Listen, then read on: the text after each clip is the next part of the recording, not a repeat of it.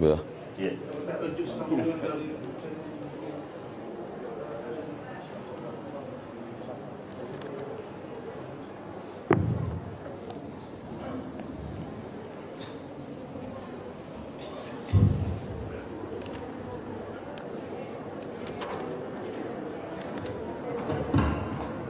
Bismillahirrahmanirrahim.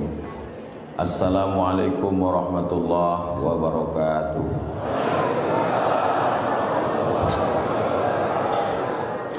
Alhamdulillah wassalatu wassalamu ala Rasulillah sayyidina wa maulana Muhammad ibn Abdullah wa ala alihi wa sahbihi wa man tabi'ahu wa mawalah.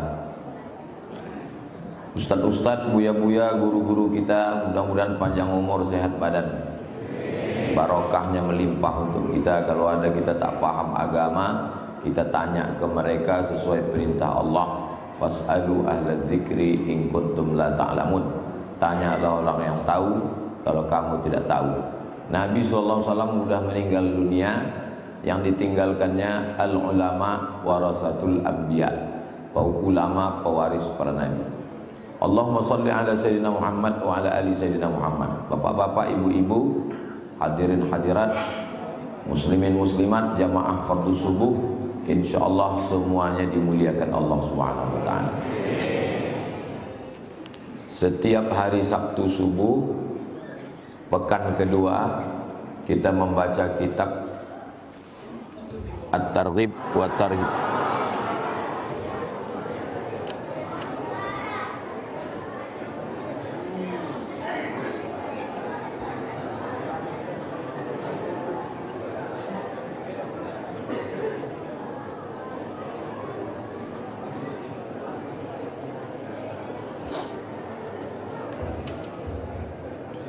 Kita membaca kitab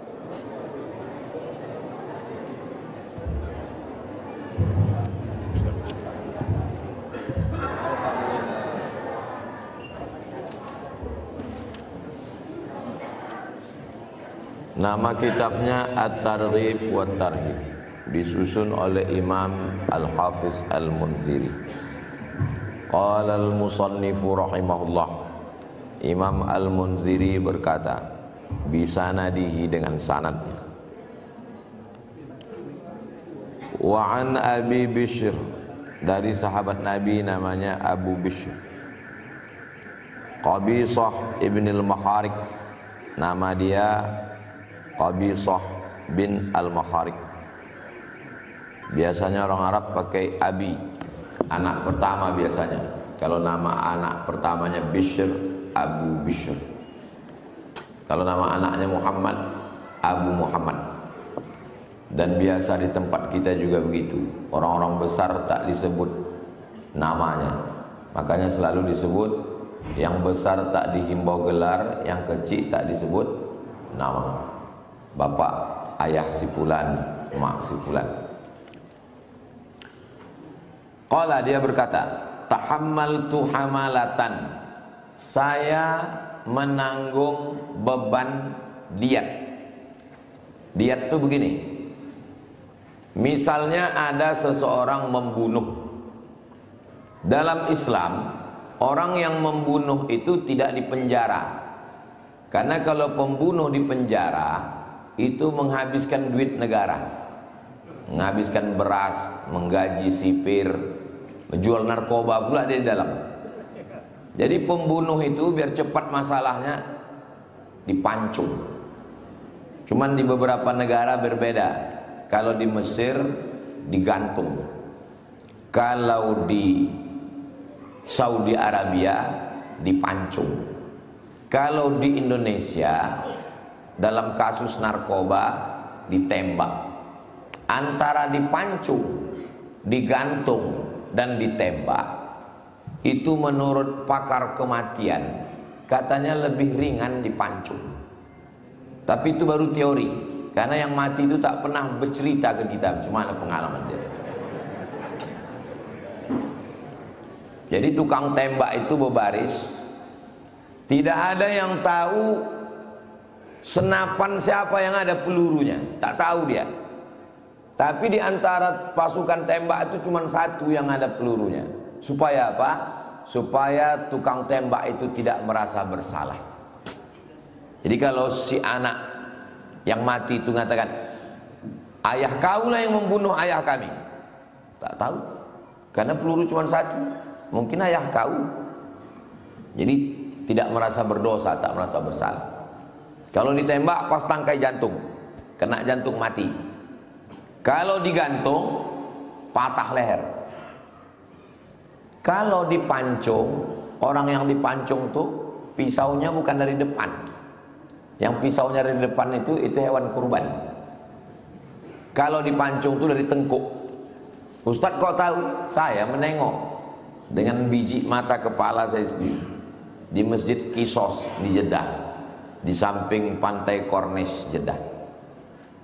3 sekali pancung. Pancung pertama dari Pakistan membawa narkoba. Pancung yang kedua dari Nigeria membawa narkoba. Pancung yang ketiga Saudi Arabia membunuh. Nanti Bapak Ibu pergi ke Jeddah, panjang umur sehat badan, bisa kita haji dan umroh insyaallah. Main-main ke Jeddah, ada Masjid Kisos namanya, ada altarnya setinggi lutut. Didudukkan di situ macam duduk tasyahud awal. Tangannya diikat, diletakkan. Bunyinya macam batu dilagakan.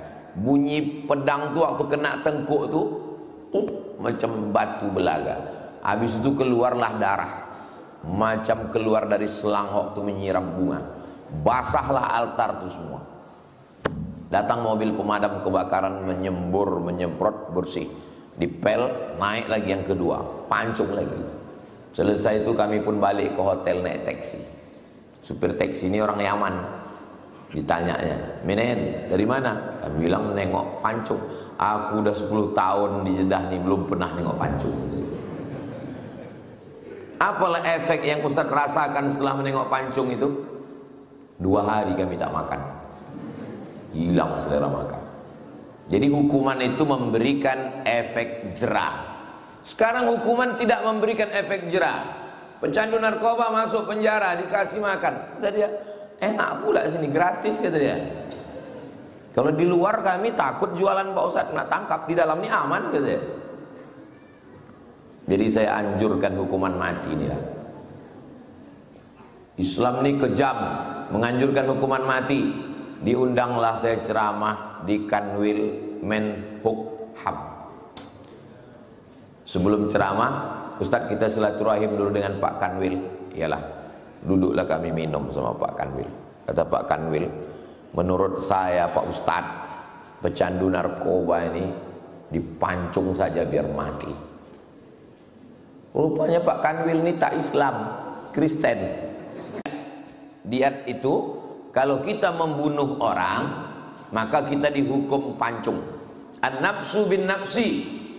Orang yang menghilangkan nyawa orang lain, maka dia mesti dihukum pancung, hukum mati. Faman ufiya lahu min akhihi syai'un. Tapi kalau keluarga korban mengampunkan, ini hebatnya hukum Islam. Kau mesti dihukum mati. Datang keluarganya, kami maafkan. Maka orang yang membunuh itu wajib membayar denda. Nama dendanya itu diat. Apa namanya? Diat, bukan dayat. Dayat 6 orang. Diat, membayar diat, tebusan.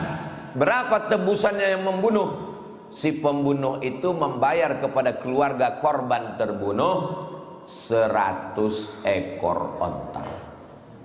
Jadi kalau satu onta itu harganya 100 juta kali 100, jadi berapa tuh? Berapa tuh Ketua Basnas? 100 juta kali 100, 10 miliar. Jadi kalau ada di antara bapak-bapak ada rencana mau membunuh, siapkanlah 10 miliar. Kadang kan orang sekarang enak aja, kubunuh kau nanti. Nanti kalau ada orang dekat masjidnya mengamuk, kubunuh kau nanti. Ada duit kau 10 miliar. Nah, tempat kita tak ada onta.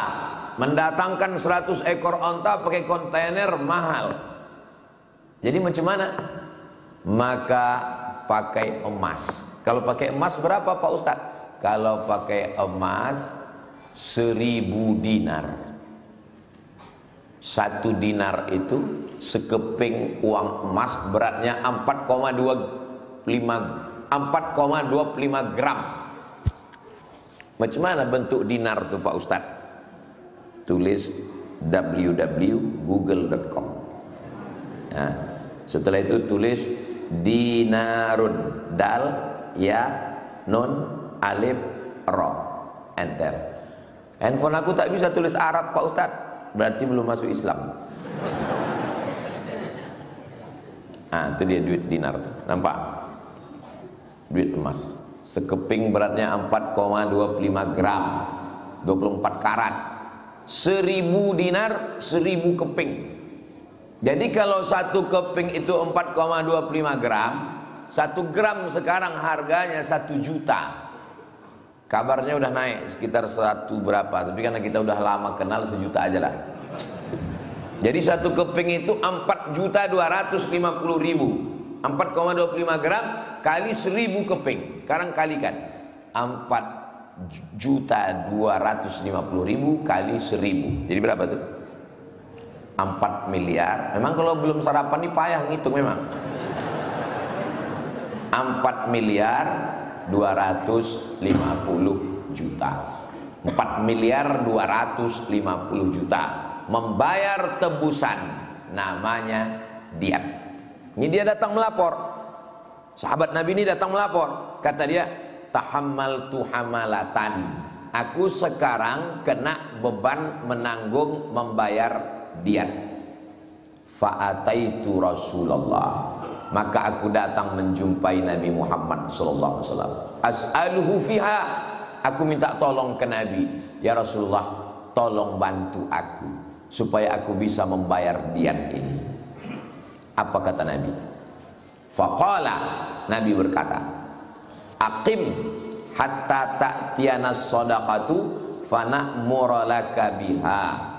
Nanti kalau ada orang yang membayar zakat, nanti kami bagi ke kamu. Maka dia masuk dalam orang yang dililit hutang, karena diat ini kan hutang. Apakah orang yang bayar hutang itu masuk dalam asnaf zakat yang 8? Masuk. Innamas shadaqatu lil fuqara wal masakin wal amilina 'alaiha wal muallafati qulubuhum wa fir riqab wal gharimin wa fi sabilillah wa ibnis sabil. Jadi orang yang dililit hutang itu boleh dapat zakat, dia masuk asnaf yang ke-6. Tapi kalau ini saya sampaikan sekarang, berduyun-duyunlah orang ke kantor Basnas, bukan mau bayar zakat, mau minta zakat. Pak Ketua Basnas, tolong kasih aku zakat. Kata Ustaz Somad tadi, orang yang dililit utang boleh dapat. Orang sekarang di rumahnya itu semua utang. Satu-satunya yang lunas bininya itulah. Karena Pak Kua minta mesti tunai.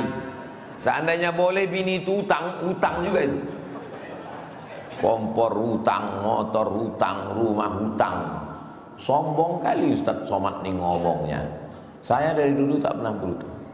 Saya lebih baik susah daripada berutang. Datang jamaah, Ustaz Somad, besok kita jumpa di depan HKBP. Wah, dapat jadwal ceramah pula nih. Pas di depan pintu HKBP, mau mengasih saya DP. Ini dari jamaah Ustadz disuruhnya ganti mobil. Ini ada DP. Nanti belilah mobil baru. Enggak. Bagus aku pakai mobil buruk, lapuk, mati tengah jalan daripada aku berutang. Berbunyi di klakson, kredit gitu.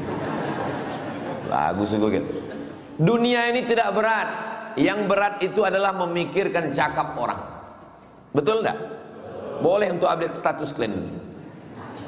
Nanti Ustadz kalau pakai mobil ini minyaknya tidak pakai pompa. Ini nanti kalau mogok di jalan, ini bengkelnya cuma satu-satunya. Waktu itu saya pakai Opel Blazer. Ini bengkelnya cuma satu di dekat Jalan Riau.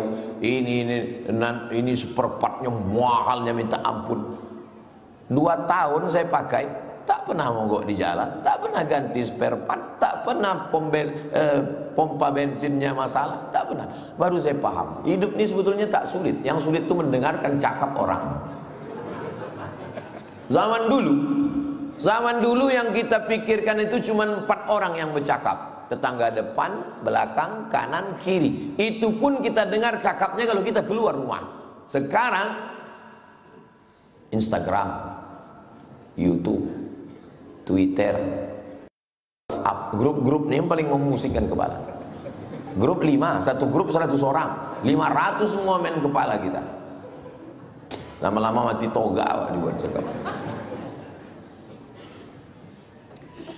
Kata Nabi, tunggu nanti kalau ada zakat kami kasih ke kau untuk menolong kau membayar hutang diat tadi. Summa qala ya Qabisah, wahai Qabisah. Nama yang orang minta tadi namanya Qabisah. Wahai Qabisah, innal mas'alata, meminta-minta, la ta'illu, tak halal, tak boleh minta-minta, illa li ahadi salasatin. Yang boleh minta itu cuma 3 orang. Siapa yang boleh meminta? Pengurus masjid untuk menyelesaikan pagar boleh minta? Kita tengok dulu. Ustaz kok tahu? Nampak aku tadi pagar belum selesai. Yang boleh minta ini cuma 3. Yang pertama, rajulun tahammala hamalatan. Kalau ada orang yang menanggung beban diat, fahallat lahul mas'alatu, dia boleh meminta hatta yusibaha, sampai dia dapat, summa yumsik, setelah dapat dipegangnya, dibayarkannya. Jangan sampai mati dililit hutang. Tapi cemana lah Pak Ustadz, kita nih belum lagi akil balik udah berutang. Kenapa? Setiap anak yang lahir di Indonesia nih berutang. Berapa utangnya? Hitung sendiri, cari di Google berapa utangnya.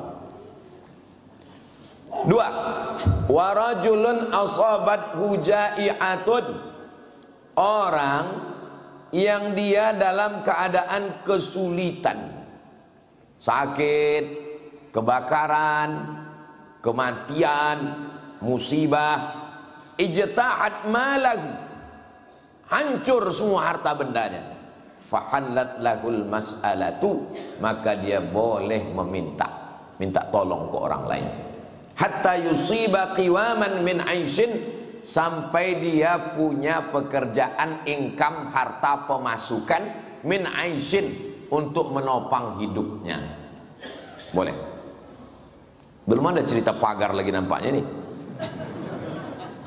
Au qala sidadan min aishin, yang bisa sidadan, memenuhi keperluannya, min aishin, hidupnya. Jadi kalau ada di antara tetangga kita tak makan, datang dia ke rumah, tolonglah saya Pak, saya tak makan, kasihlah. Tapi jangan langsung kasih, kirim juga intel, mengikuti di belakang, diikuti, rupanya dia tinggal di bawah kolong jembatan, ditangkap sama kamera, rupanya buku tabungannya 3, hartanya di bank 1,3 miliar. Ustaz tahu dari mana? Itu beritanya viral beberapa hari yang lalu. Jadi banyak orang miskin di kota-kota ini sindikat. Pagi kita berangkat, lakinya butuh. Sore pulang, bininya pula butuh. Ganti-gantian. Nenek-nenek tua, buta, lumpuh, bisa standby di lampu merah. Siapa punya kerja? Saya setiap lewat di pasar pagi Arengka, ada satu orang yang saking seringnya jumpa saya kenal. Pak katanya. Tiba-tiba saya jadi dewan juri musabaqah tilawatil Quran di Bengkalis. Malam itu duduklah kami di pantai Marina, makan sagu. Tak berapa lama datang. Tolong Pak, dalam hati saya, aku baru pertama kali sampai ke Bengkalis. Kau dari pasar pagi Arengka sampai pula ke sini.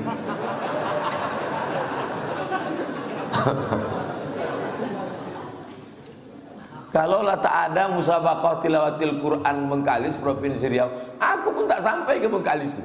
Dia sampai pula ke situ. Siapa yang membawanya? Ini memang orang-orang macam ini ditangkap, dipancung juga cocoknya. Karena dia sudah mengeksploitasi orang miskin. Mana dinas sosial?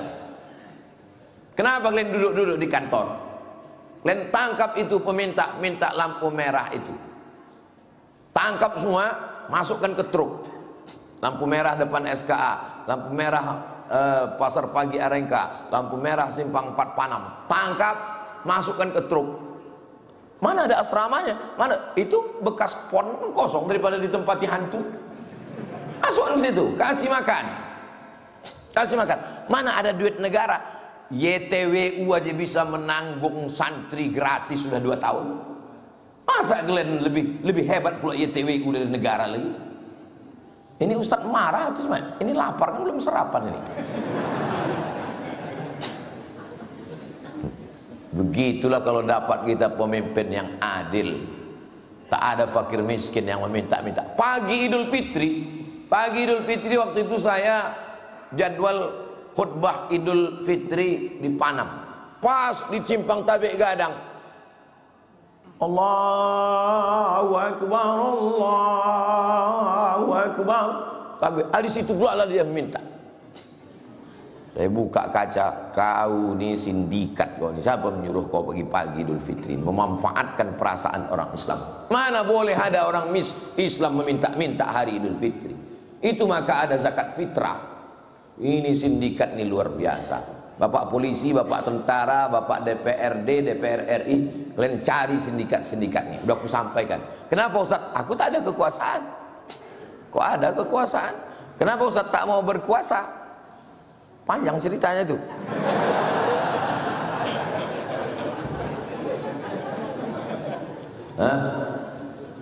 Yang ketiga, warajulun asabathu faqatun. Ada orang yang terkena miskin, susah, melarat, miskin papa, tak ada apa-apa. Hatta yaquma salasatun min dzawil hija min qaumihi. Sampai ada 3 orang yang berakal dari kaumnya berkumpul. Laqad asabat fulanan faqatun. Bersaksi 3 orang saksi. Si fulan itu memang bangkrut, si fulan itu memang tumpur, si fulan itu memang kelaparan, si fulan itu memang kena tipu. Bersaksi 3 orang yang berakal dari kaumnya. Laqad asabat fulanan faqatun fahallat lahul mas'alatu.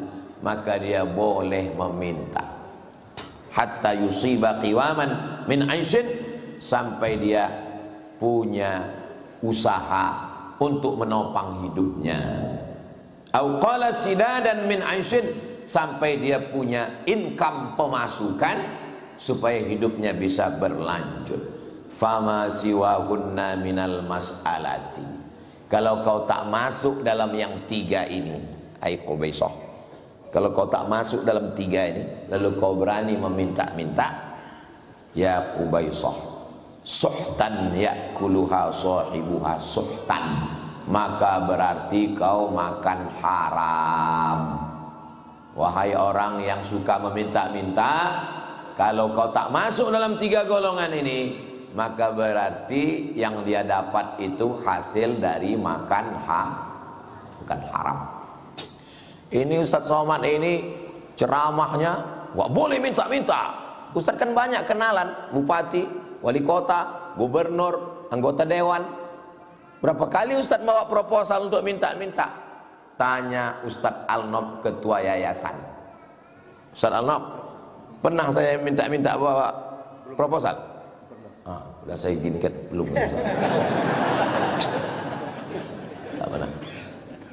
Tak pernah minta-minta.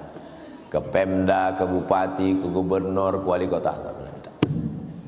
Berapa tuh kumpul YTWU tuh sekarang duitnya sejak berdiri Covid Juni 2020 sampai sekarang 2023. Berapa duitnya Pak Ustaz? Sampai April 42 miliar. Tapi jangan gara-gara ini kalian tak mikirin pula. Ini masih perlu banyak lagi. Tapi untuk meminta proposal tak pernah. Berapa tahun saya bolak-balik ke Pasir Pangarayan, Rokan Hulu. Bupati pertama Riau ini yang saya kenal Pak Ahmad. Pak Ahmad memang tak ada sini, tapi Ibu Magdalis ini istrinya. Tanya ibu tuh, pernah saya bawa proposal? Tak pernah bawa proposal. Oh pernah dulu Ustaz sekali ada. Oh iya ada sekali. Ada sekali. Disuruh dekan Usuluddin. Usuluddin UIN mau buat acara. Ustaz dipanggil Bu dekan. Naiklah saya. Ada apa Bu? Ustaz kenal sama Bupati Rohul. Mau bilang tidak tahu, kenal. Tolong hantarkan proposal nih. Tak kemana rasanya muka nih. Saya tak pernah minta-minta. Saya bilang lah, Pak ada pesan dari dekan ini. Aku agak tertekan juga sedikit. Nah, kasih, iya Ustaz. Nanti saya transferkan. Tapi kalau untuk pribadi, kenapa? Jangan sampai kita dijengkali orang. Nah, jengkal itu kan ini kan? Kenapa dibilang jengkali orang? Diukur orang muka kita. Jangan sampai nampak muka kita, Ustadz proposal. Ada izzah kita, ada harga diri kita. Di situ letak kemuliaan mukmin. Jangan minta. Kalau dikasih, yang ada doa itu kan tolak bala. Kalau tolak duit, setuju nampak. Tengok dulu orang yang ngasih duit itu. Ada modelnya memang ikhlas, ada modelnya tulus, tapi ada juga modelnya lembu cucuk hidung. Tahu lembu cucuk hidung? Lembu itu tak diikat lehernya, tapi dicucuk. Dia kasih kita duit biar kita cucuk hidung, ditariknya kita kemana-mana. Jangan mau. Ustaz Somad, kami mau undang Ustaz ke kantor kami. Ya insyaallah bisa. Begitu selesai dapat duit sekotak. Kan tak masuk akal kita ini. Masa mulai ceramah 30 menit duitnya sekotak. Tak masuk akal. Tapi cara menolaknya tak boleh kita bilang, saya tidak mau menerima ini. Oh tak begitu. Bagaimana caranya? Antarkan ke panti asuhan. Orang yang antar tuh, tolong antarkan ke panti asuhan Pak, nanti foto. Dapat foto kirim. Alhamdulillah sudah saya salurkan ke panti asuhan. Terima kasih ya Pak. Insya Allah tak akan dikasihnya lagi. Berapalah duitnya dari sekotak tuh Pak Ustaz? Tak saya tengok. Karena kalau saya tengok datang setan berbisik, ambil aja. Jarang-jarang macam ini. Ini nampaknya mobil Ustadz Somad ini, sasisnya ini, apalagi jalan di Riau banyak goncangan. Ini nggak sesuai nih Pak Ustadz. Ustadz kan masa ini yang pas ini mobilnya ini. Minta foto, minta KTP Ustadz. Kami mau pesan di alert ya Pak Ustadz ya. Assalamualaikum Ustadz Somad. Waalaikumsalam. Mobilnya sudah nyebrang dari Merak ke Bakauheni. Sebentar lagi sampai ke Riau Pak Ustadz. Selamat Pak. Rumah aku ketek, tak bisa mobil banyak-banyak. Mobil aku sudah ada walaupun lapuk, tapi cash insyaallah. Jadi mobil bapak ini tidak kutulak, terima kasih, tapi insyaallah akan kukirimkan ke panti asuhan. 5 menit sesudah itu nggak jadilah Pak Ustaz. Awak dilawannya. Sehari duonya awak dia tarik orang, hari ketiga awak lo mau tahu orang. Jangan mau jadi lembu cucu hidung. Mulut kalau sudah penuh air payah kita bercakap. Tapi kalau mulut kita tak berisi air, mudah kita bercakap. Ustadz ini apa hukumnya? Haram. Tapi kalau mulut kita berisi air, Ustadz ini apa hukumnya? Jadi jamaah ini udah tahu kenapa Ustadz itu masih kuat bercakap. Belum dapat air lagi. Ada. Bismillah. Yang maksud saya sampaikan ini ke anak-anak muda ini, kan banyak anak-anak muda. Kalian nanti jangan mau jadi lembu cucuk hidung. Jangan kalian mau disumbat air mulut kalian. Hilang idealisme kalian. Tak bisa lagi kalian beda. Yang muda-muda, yang tua kok, yang tua ini tak perlu lagi. Malaikat maut udah simpang arengka udah. Yang muda-muda. Ini yang perlu. Tapi yang tua-tua ini perlu berbagi pengalaman, perlu berbagi cerita. Hidup ini adalah cerita. Kita sampaikan cerita baik. Kalau kita mati, kita meninggalkan cerita baik. Uzkuru mahasina mautakum. Orang yang mati sebut yang baik-baiknya. Kita sampaikan yang baik-baik ke anak cucu kita ini supaya mereka baik sampai hari kiamat, insyaallah. Sampai jam berapa lah Ustaz sampaikan buku yang Ustaz baca itu? Sampai 6.15. Kenapa sampai jam 6.15 Ustaz ceramah? Karena maghrib 6.16. Nah, jadi kalau buat isi pengajian subuh, tengok waktu maghrib 6.16. Nah, kita ngaji sampai 6.16. Habis itu nanti kita sholat sunat isyraq. Usolli sunnatal isyraq raka'ataini lillahi ta'ala. Habis itu nanti baru kita tanya jawab. Siap? Tak siap pun tak apa-apa. Kalau ada jamaah bilang saya tak siap, aku mau ngantar anak sekolah, aku masak sarapan lakiku, aku pulanglah. Saya biasa ceramah tak ada jamaahnya. Kadang saya aja sama kamera itu bertiga.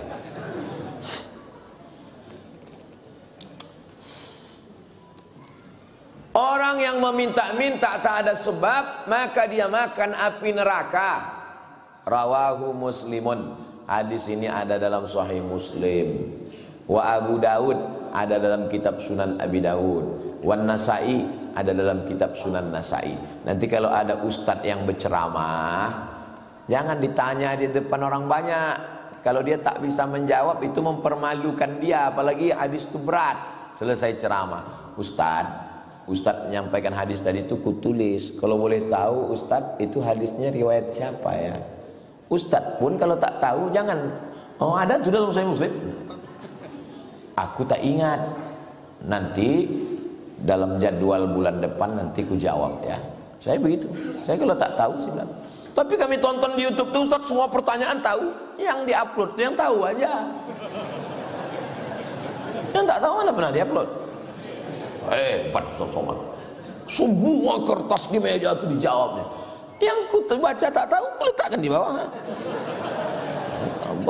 Apa ini pertanyaan nggak berkualitas? Padahal awak tak tahu. Baru balik dari Maroko, LCMA. Datanglah bapak-bapak dari kantor camat Bukit Raya. Rumahnya di Harapan Raya nih. Rupanya dia biasa membawa ustadz ke kampung dia. Itu pula hebatnya orang Pekanbaru. Yang dibawa ke kampung itu ustadz. Orang lain enggak, yang dibawa penyanyi dangdut. Ustadz, bisa ku bawa ustadz ke kampung Ambo? Bisa pak. Ramah lah. Ini adalah ustadz kita baru pulang dari Mesir, baru pulang dari Maroko. Ilmunya luar biasa. Wah, lubang hidung gak pun mau ngomong. Enggak, udah hampir masuk anak kucing ke dalam. Selesai acara ditanya, apa ini orang kampung? Bisa wah jawab. Ustadz boleh kami bertanya? Boleh pak. Kami di kampung kami kok kalau ada orang mati, kami membayar fidyah. Fidyahnya kami bayar beras pak Ustadz. Fidyah apa tuh pak? Fidyah sembahyangnya dan lama-lama itu kami bayarkan pakai beras.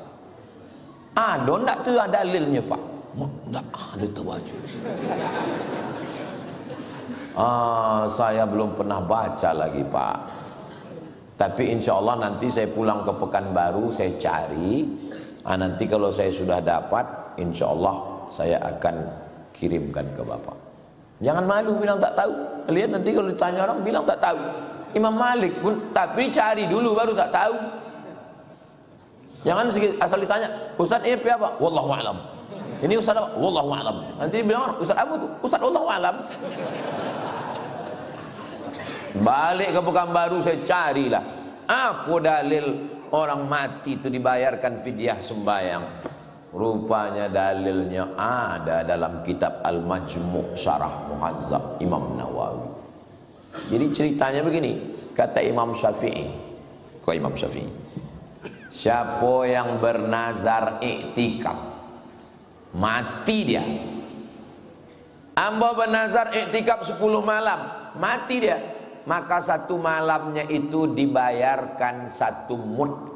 Satu mud itu 750 gram beras. Berarti kalau 10 malam 7,5 kilo. Kata Imam Syafi'i, siapa yang berniat iktikaf, bernazar iktikaf, tak jadi iktikaf, mati dia, maka satu malamnya dibayarkan 1 mud. Datang satu ulama dari kalangan mazhab Syafi'i, bukan Imam Syafi'i, kata dia, kalau iktikaf bisa dibayar 1 mud, maka 1 solat pun bisa dibayar 1 mud. Datang Imam Nawawi, dimuatnya cerita ini dalam kitabnya Al-Majmu' Syarah Muhazzab. Saya tulis, saya kirimkan ke bapak itu, Pak, inilah yang ku dapat dalam kitab. Intinya amal kalian di kampung itu ada dalilnya, tapi aku tak membuat. Saya tak buat.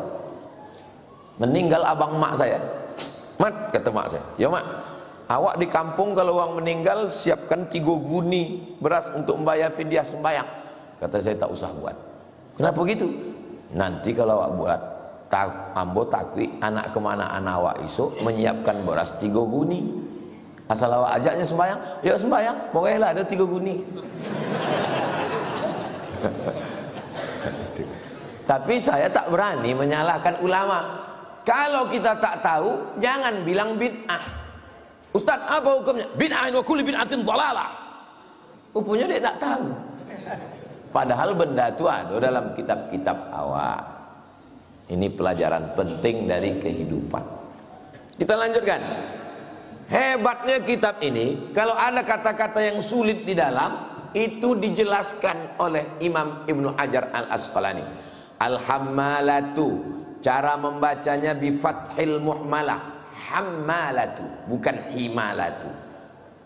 Hiya diyatu yatahammaluha qaumun an qaumin. Hamalatu artinya beban, tebusan diat yang dibebankan pada seseorang. Ma yatahammaluhul muslihu baina fi'ataini fi malihi liyarfa'a bainahumul qital, atau orang yang dibebankan untuk membayar denda kalau terjadi konflik antar suku. Ini mau berperang nih 2 suku di Pekanbaru, tapi kalau bayar denda tak jadi perang, itu boleh juga dia meminta-minta. Wal jaihah artinya al-afatu, cacat, kebakaran, kekurangan, rugi, tumpur, bangkrut. Wal qawam bi fathil qaf, jangan baca qiwam tapi baca fathah qawam, artinya ma yaqumu bihi halul insan, usaha, income, pemasukan yang bisa melanjutkan hidup.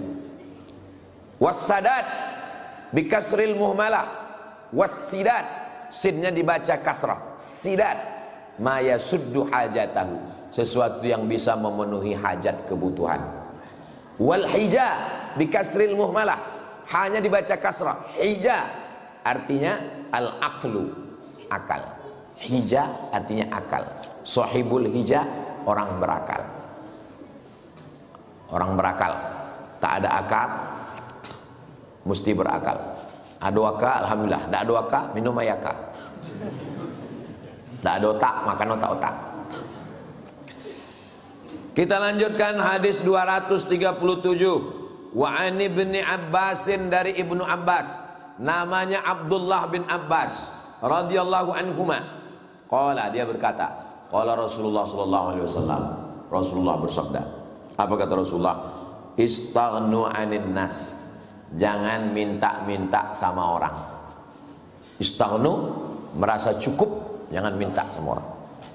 Walau bisyausis siwak, jangan minta, jangan mohon, jangan minta tolong, walaupun hanya tali sendal. Yang paling ringan, yang paling murah waktu itu adalah tali sendal, tali selop. Selopnya pakai tali. Minta tolong itu pun tak boleh. Kita dianjurkan untuk mandi.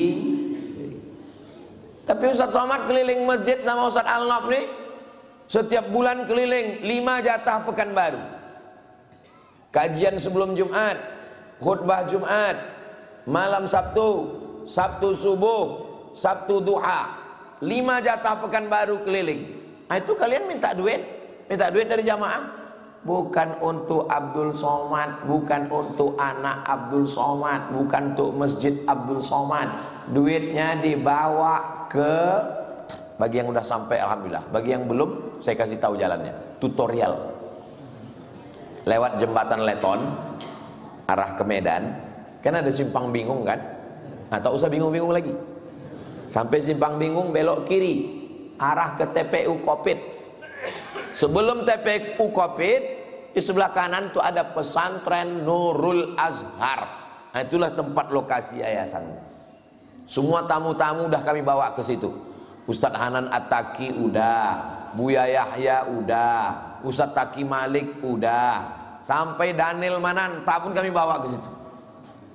Nengok. Semua tamu-tamu yang menengok pesantren Nurul Azhar ini, asal menengok ke situ macam menengok kucing Anggora. Ustaz, ini apa ini perumahan elit? Itu rumah gurunya, Pak. Ini gedung apa, Pak? Ini ruang aula pertemuannya. Ini lampunya berapa? Berapa harga lampunya, Ustaz Alam? Hah? 47 juta. Saya anjurkan Bapak kalau mau ke situ jangan bawa ibu. Khawatirnya nanti balik dia minta boli kan macam itu. Berayun lampu itu di atas, Pak. Megah, mewah. Masuk ke kamar santrinya. Kami bawa 3 lantai ke atas. Setiap orang menengok kamar santri, kata dia menggeleng dalam hatinya, lebih hebat ini dari kamar anakku di rumah. Kita ingin mengangkat harkat martabat pelajar umat Islam. Jadi sebagai pembina, sebagai ketua yayasan, pembina, pengawas, ketua, sekretaris, bendahara tak boleh digaji. Tak boleh. Memang itu sudah kesepakatan di awal. Oh, ini jangan-jangan nanti kalau meninggal Ustadz Somad, meninggal Ustadz Alnaf, ini diambil ini sama anak cucunya. Tulis, kami yang bertanda tangan di bawah ini, kalau kami mati, maka pesantren Nurul Azhar ini akan dikelola oleh umat, akan dikelola oleh santri, tidak ada hubungan dengan ahli waris kami. Tanda tangan. Tapi kami tak ingin kami masuk surga cuman berdua aja. Kan sunyi kali lah surga itu cuman kami berdua aja. Tengok Ustadz Alnaf lagi, tengok Ustadz Alnaf. Ustaz, kenapa kita berdua aja ini? Yang lain masuk neraka, Ustaz, gitu. Nggak enak. Nah, kami mau mengajak jamaah nih semua masuk neraka. Masuk neraka pula. Kami mau mengajak semua jamaah nih masuk ke surga Jannatul Firdaus. Mau, alhamdulillah. Tak mau kami tak pula memaksa. Mau masuk neraka silakan. Kenapa lo Ustaz ajak kami masuk surga? Nggak ada lu, nggak rame, guys.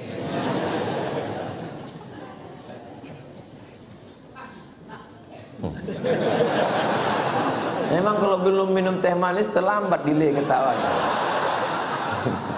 Itu namanya golak susulan. Subuh ini saya sampai ke masjid apa nama masjid apa? Al-Mukarramah. Masjid Al-Mukarramah ini subuh ini hebat. Di simpang jalan tuh ditunggu saya. Stop. Kenapa tak boleh masuk? Disuruh naik motor. Sepeda motor Astuti Astrea tahun tinggi. Ustaz untuk mengenang masa lalu katanya. Ada di situ. Apalah kesan Ustaz naik Astrea itu tadi? Remnya tak ada. Dalam hati saya, sampailah hati paling jauh. Saya kan naik motor ini tak bisa pelan. Biasa saya gas. Pas sampai simpang itu dipijak tak ada remnya. Ada sabotase nampak. Kalau tak percaya cukuplah saya itu. Tapi di situ pula ceritanya kan. Kalau elok-elok aja kan tak ada cerita. Jadi kadang hidup ini menjadi indah karena ada ceritanya. Hidup ini menjadi nikmat itu kan ada cerita. Kalau hidup ini nyaman. Universitas yang paling berhasil mengeluarkan alumni bukan Universitas Al-Azhar, bukan Universitas Oxford, Harvard, bukan Universitas Islam. Yang mengeluarkan alumni paling berhasil adalah Universitas Penderitaan. Kampus hanya mengeluarkan ijazah. Berapa banyak orang yang IP-nya 4, ijazahnya hebat, tak bisa hidup di masyarakat. Tapi orang yang ditempa dengan penderitaan. Ini juga untuk kalian anak-anak muda. Penderitaan kalian ini belum ada apa-apanya. Tapi saya tak mau bercerita tentang penderitaan saya. Karena kalau saya ceritakan, saya ini penuh penderitaan. Nah udah sekarang, itu derita lo kali. Jadi, tak bisa kita berbagi. Jangan minta-minta sama orang. Lebih baik kalian hidup susah melarat, independen, tidak perlu pada orang. Tapi nanti sampai masanya, kalian menjadi orang yang bisa menaungi orang lain, insyaallah. Rawahul Bazzar. Hadis ini ada di dalam kitab Musnad Al-Bazzar. Wa Tabrani, Imam Tabrani ada memuat. Imam Tabrani nama kitabnya Al-Mu'jam Al-Kabir, Al-Mu'jam As-Shaghir, Al-Mu'jam Al-Awsat bi isnadin jayyidin. Sanadnya jayyid, bagus, bisa dipakai untuk dalil beramal. Hadis yang terakhir 238. Wa an Abi Hurairah, dari Abu Hurairah radhiyallahu an, qala, dia berkata, qala Rasulullah SAW, Rasulullah bersabda, innallaha, Allah yuhibbu, suka. Seorang suami biasanya yang dibuatnya kesukaan bininya. Adik, apalah yang kau suka dari abang? Duit belanja, bang. Si istri pun yang dibuatnya yang disuka lakinya. Abang suka apa, adik? Abang suka apa, bang, dari adik? Kata bininya, kata abang tuh, abang suka kalau kau maafkan segala silap salah abang. Apa salah abang? Abang udah berbini lagi. Nah, sekarang yang disukai Allah tuh apa? Ini yang disukai Allah. Kita ini yang mau kita carikan suka Allah. Jangan cari suka pejabat, karena pejabat tak lama, cuma 2 periode, itu pun kalau tak ditangkap KPK. Apa yang disukai Allah? Innallaha yuhibbul ghaniyya. Allah suka pada orang yang tak mau meminta-minta pada orang lain. Suka Allah. Kalau minta-mintalah sama Allah. Idza sa'alta fas'alillah. Kalau pesan almarhumah mak saya, jangan kau minta pada makhluk, kau minta pada Khalik. Mak, aku ujian PNS dosen ini. Jadi, aku udah lulus tes potensi akademik, aku udah lulus bahasa Arab, bahasa Inggris, aku udah lulus tes mengajar, tinggal 2 lagi, aku sama 1 lagi. Yang lulus nih 1. Nanti wawancara sama orang-orang hebat di UIN itu. Ada yang mau mengajak aku jumpa lobi-lobi.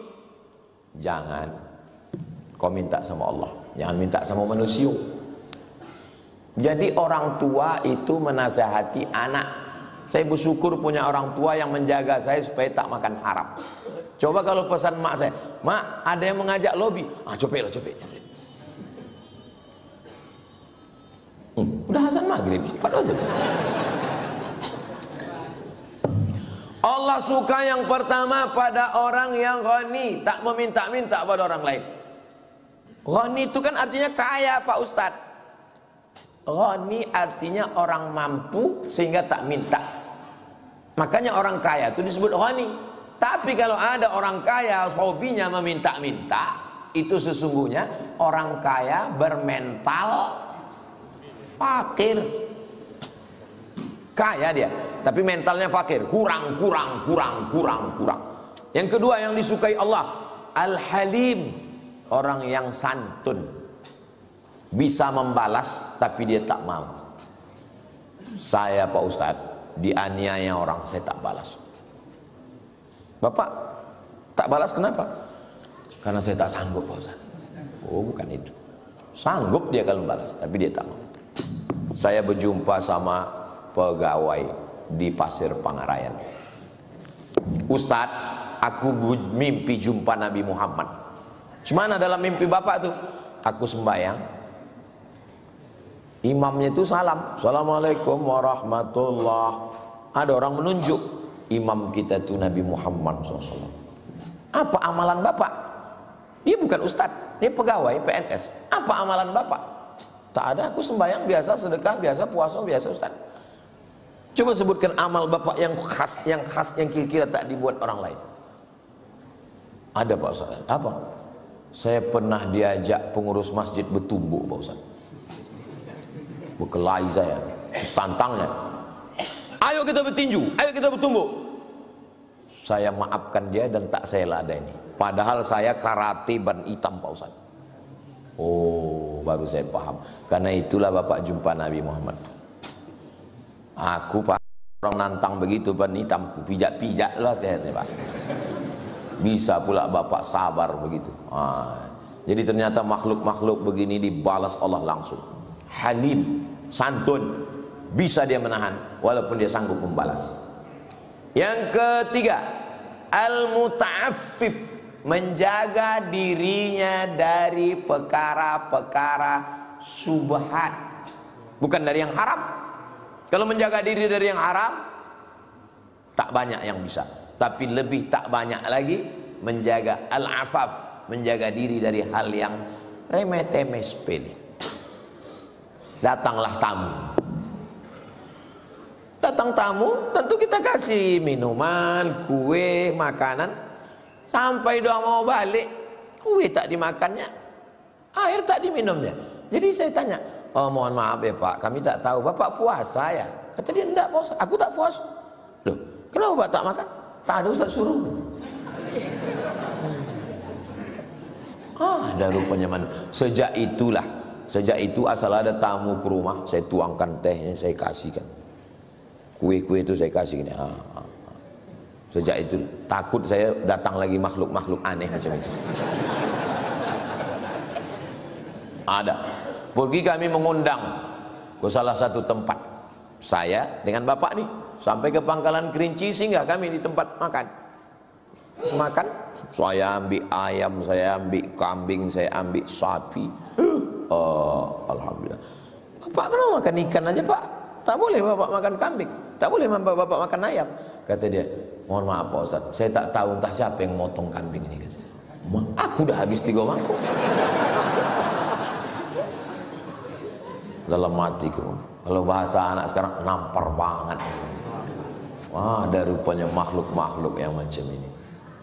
Tak tahu dia siapa yang motong. Saya selesai tengok di rumah makan tuh, orang awak, bismillah, makan. Nampak belum gambar siapa yang selalu dipajang? Angku Salia. Halal gak dong Angku Salia.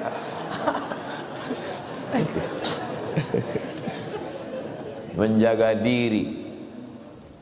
Sarapan pagi lah kami makan lontong di depan makam pahlawan Jalan Patimura. Timura. Pas makan, kabarnya Ustadz kemarin dari rumah sakit jenguk orang sakit. Betul Pak, itu yang Ustadz jenguk tuh hebat Pak Ustadz. Kok Bapak kenal? Itu dulu orang Pemprov Pak Ustadz. Kami bawakan duit sekoper Pak Ustadz, karena kami mau minta proyek sama dia. Pak, kasihlah kami proyek tuh, ini duit. Apa kata dia? Bawa duit kalian tuh, aku tak mau mengasih anak biniku makan haram.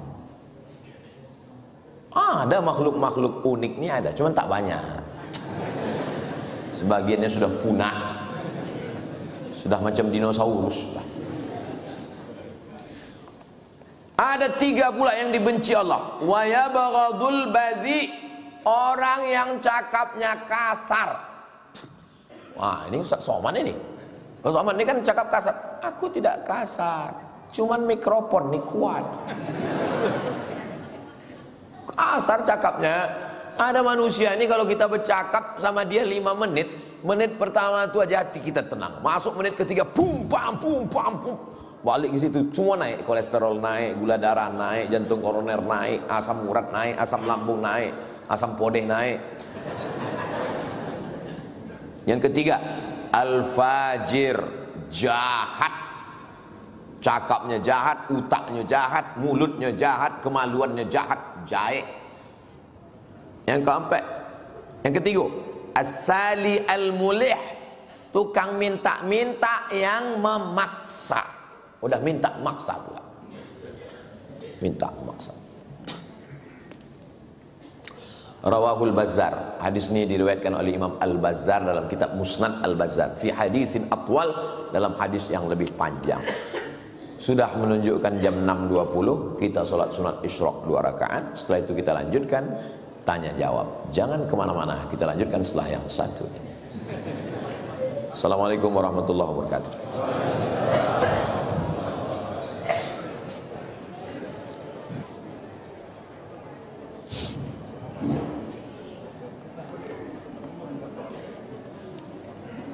Assalamualaikum warahmatullahi wabarakatuh. Pada saat membayar dam haji tamattu, cara haji itu ada 3. Haji yang pertama namanya haji ifrad, haji dulu baru umrah. Yang kedua haji qiran, sejalan antara haji dan umrah. Yang ketiga namanya haji tamattu, datang umrah dulu, habis umrah tahallul, menunggu tanggal 8 Zulhijjah. Biasanya jamaah haji Indonesia gelombang pertama itu tamattu. Orang yang haji tamattu kena denda bayar dam. Dam artinya darah. Darah artinya menumpahkan darah kambing, seekor kambing. Nah ini pertanyaannya, kalau saya membayar dam haji tamattu, kita tak berkurban lagi atau juga meniatkan dam tersebut untuk berkurban?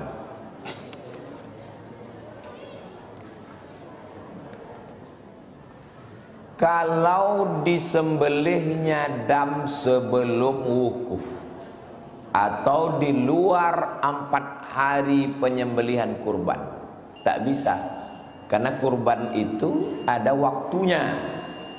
Kurban itu waktunya 10, 11, 12, 13. Kurban sunat muakkad, sedangkan dam wajib. Jadi bayar dam saja. Maka dia bayar dam saja. Kalau dia mau kurban, maka dia tambah seekor kambing lagi. Yang wajib ini dulu selesaikan, bayar dam, karena dia kena tamat. Saya anjurkan membayar dam, jangan ke calu, langsung ke konter yang resmi dari pemerintah Saudi Arabia, namanya konter Bank Al-Rajihi, Al-Rajihi Bank. Naik ke hotel Hilton, ini pintu Masjidil Haram Babul Malik, ada gedung tinggi di samping Tower Zamzam. Ini Zamzam Tower, ini Darut Tauhid. Antara Darut Tauhid dengan Zamzam Tower ada bangunan di tengah namanya Hilton. Naik ke atas, ada di situ konter untuk membayar dam, Al-Rajihi Bank. Bayar, ada bukti pembayarannya jelas. Ini bayar, tak tahu. Tapi Makkah tuh Pak Ustadz baik, betul. Tapi Abu Lahab, Abu Jahal Makkah juga.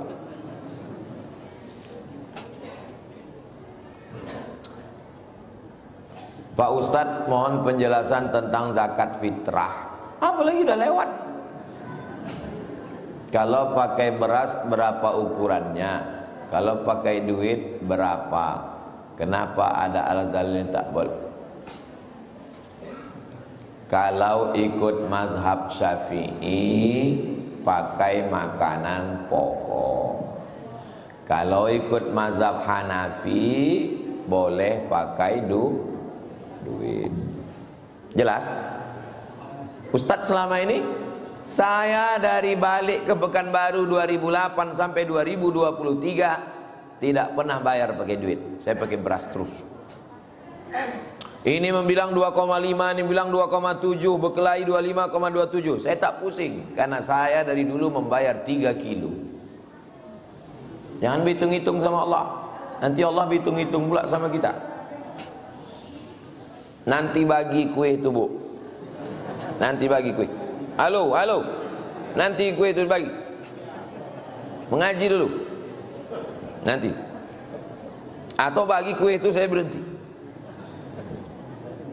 Sama-sama tak makan kue, aku pun tak makan kue. Nah, kalau mau ikut mazhab Syafi'i bayar pakai beras. Saya ikut mazhab Syafi'i, saya pakai beras. Sampai kemarin pakai beras. Saya membeli berasnya, saya menyerah. Kalau mau ikut mazhab Hanafi bayar pakai duit. Berat 1 sok mazhab Syafi'i, ada yang bilang 2,5, ada yang bilang 2,7. Saya pakai 3 kilo karena 1 mud itu 750 gram. 4 mud 1 sok, 750, 3 kilo. Kalau mau pakai duit maka ikut mazhab Hanafi. Mazhab Hanafi satu soknya beratnya 3,8. Jadi kalau mau pakai beras ikut berat mazhab Syafi'i, kalau mau pakai duit ikut berat mazhab Hanafi. Jangan ikut pakai duit tapi beratnya berat mazhab Syafi'i. Itu secara fikih talfiqnya bermasalah. Itu yang saya tahu. Tapi ustaz kami mengatakan boleh, ikutlah dia. Ajra'uhum lil fatwa ajra'uhum lin nar. Orang paling berani berfatwa, orang paling berani masuk neraka. Saya dalam masalah hukum ini agak ketat sedikit. Mungkin orang tak suka, ya tak apa-apa. Yang kita cari ini bukan kesukaan orang. Kita cari ini Ustaz Somad itu terlalu keras itu. Ya kalau mau lembut nanti ditawar orang. Aku ikut ustaz ini aja lah, sembahyang 3 kali aja cukup gitu deh. Ada ustaz lebih hebat lagi, tak perlu sembahyang, eling aja punya mata, udah selesai. Sembahyang batin namanya. Kacau nanti. Ada aturan syariat, ada aturan fikih. Talfik itu tak boleh mencampur dua mazhab dalam satu masalah. Kalau ikut cara berat mazhab Hanafi, maka beratnya mazhab Hanafi membayarnya juga dengan cara mazhab Hanafi, pakai duit. Apa hukum membeli lotre untuk atasan karena diwajibkan oleh atasan? Hai atasan-atasan, pejabat-pejabat, direktur-direktur, orang kaya, tuan-tuan tanah, tuan sawit, tuan karet, tuan gotah. Kalau kalian mau buat haram, kalian buat aja haram. Jangan kalian suruh anak buah kalian buat haram. Kalian mau mabuk, mau sakau, kalian beli ganja itu sendiri. Jangan orang kalian suruh, nanti dia tertangkap. Kalian mau main judi, main lotre, kalian beli. Jangan kalian suruh orang susah ini. Nah, udah kasih video ini ke dia. Ini orang ini kan tertekan. Nanti kalau tak dibelikan, dipecatnya tak makan bini. Itulah perlunya berjihad untuk mencari orang yang baik. Carilah orang-orang baik, kerja sama dia. Kalau sama orang baik ini gajinya 2 juta. Kalau sama tukang lotre ini 3 juta. Pilih yang 2 juta. Lebih selamat daripada subuhat nih. Duitnya haram. Kita pula terikut-ikut pada perbuatan haram. Mana lebih utama, kurban atau membantu pembangunan masjid?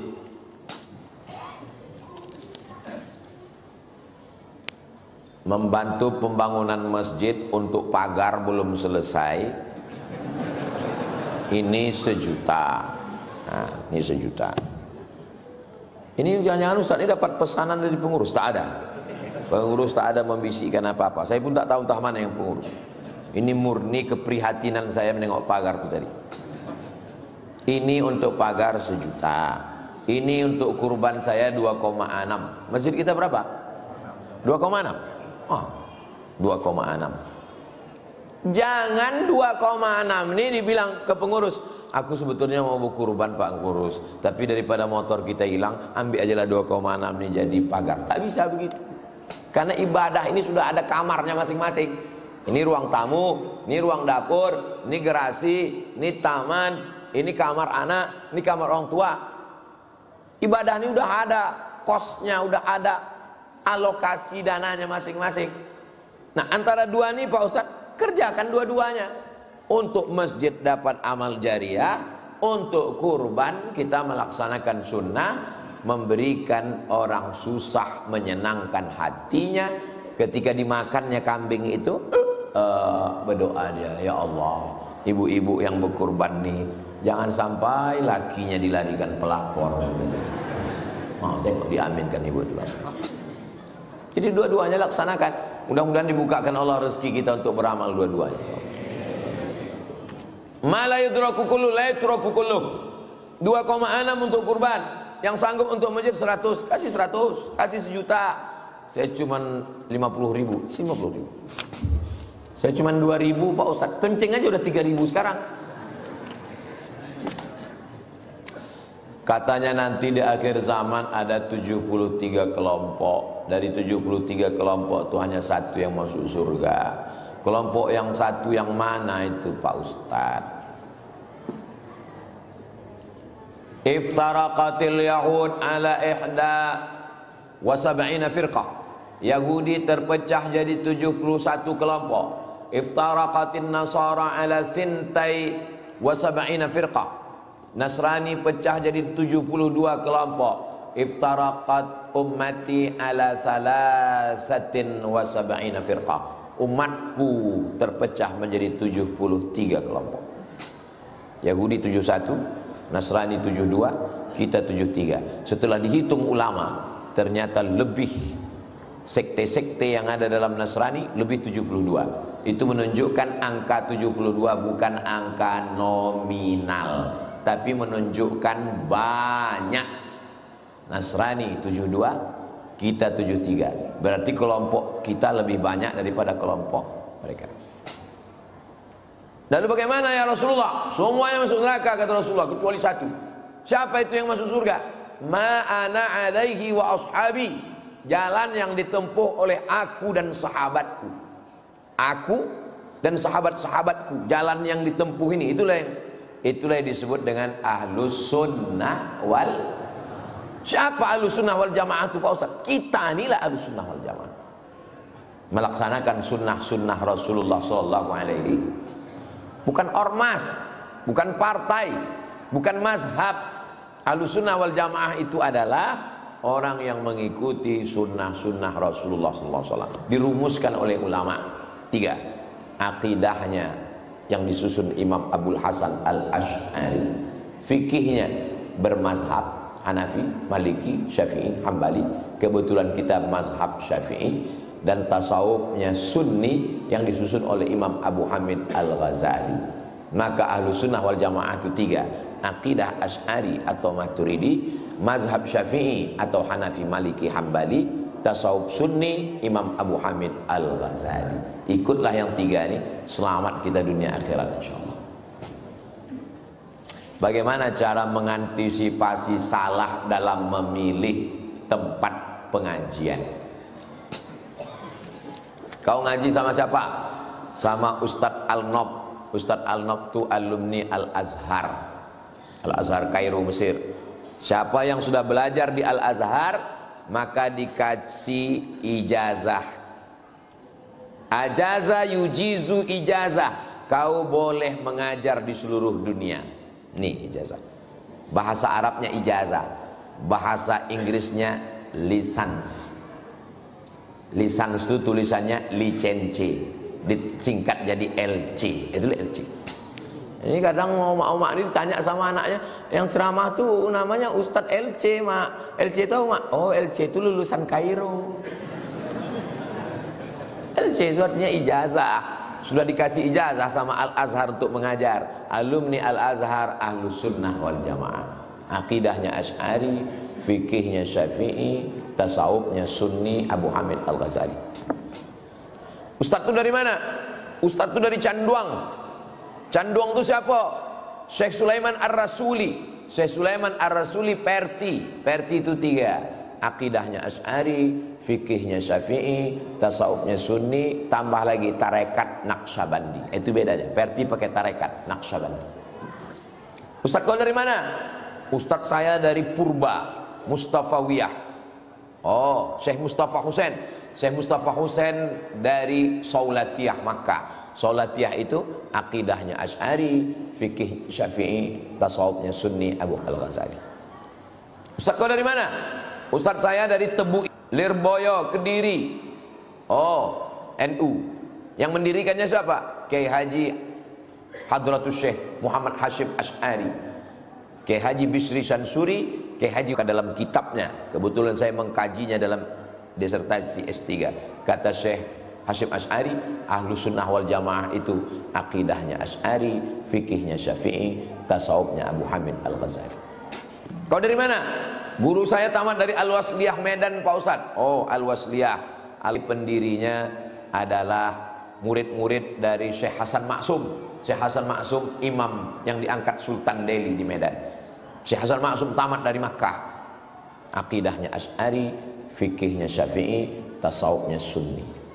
Kalau gurumu pegang liberal, cari yang lain. Ahlus sunnah wal jamaah. Ustaz Somad ini nggak jelas ini. Saya diundang acara ijtima di pesantren Maulana Hamdan Kubang. 20.000 orang berkumpul. Datanglah Intel bertanya. Kami tengok di NU Ustadz sebagai sekretaris lembaga Bahsul Masail NU. Di Muhammadiyah Ustadz sebagai penasehat Lazismu, lembaga amil zakat Muhammadiyah. Di Perti Ustadz sebagai komisi fatwa Perti. Di Al-Wasliyah Ustadz sebagai komisi dakwah. Di MUI Ustadz sebagai komisi fatwa. Di Tabligh ikut juga ijtima. Apa sebetulnya aliran Ustadz? Inilah kalau Intel ini diangkat tidak punya basic pengetahuan agama. Jadi saya anjurkan bapak-bapak dari BIN dan polisi, angkatlah Intel ini alumni UIN supaya paham dia, tak bodoh-bodoh kali.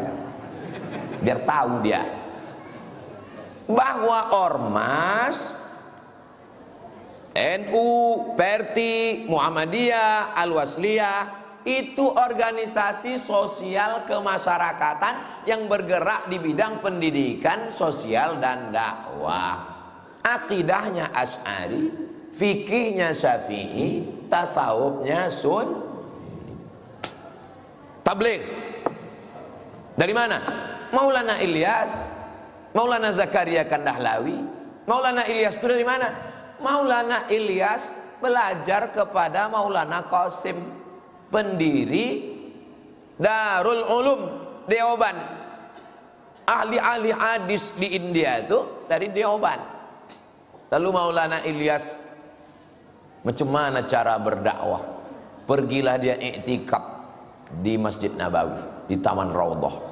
Dalam iktikaf itu mimpi dia jumpa Nabi SAW. Kata Nabi, berdakwahlah engkau macam cara aku dulu. Bangun dia, macam mana berdakwah macam cara Nabi dulu? Itulah dia ketuk-ketuk pintu ke masjid, Pak, ke masjid. Karena di India tak bisa tabligh akbar. Penduduk India sekarang 1,4 miliar. Umat Islamnya cuma 300 juta. 1,1 itu tak Islam. Kalau tabligh akbar, tengoklah persaingan ketat sekarang. Umat Islam banyak dihabisi, tak bisa. Maka dari pintu ke pintu.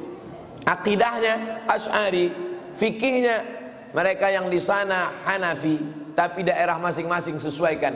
Karena ulama India tak memaksa mereka mesti Hanafi, nah, yang dari Asia Tenggara tetap pakai Syafi'i. Tasawufnya mereka pakai Ihya Ulumuddin Imam Al-Ghazali. Ahlus Sunnah wal Jamaah.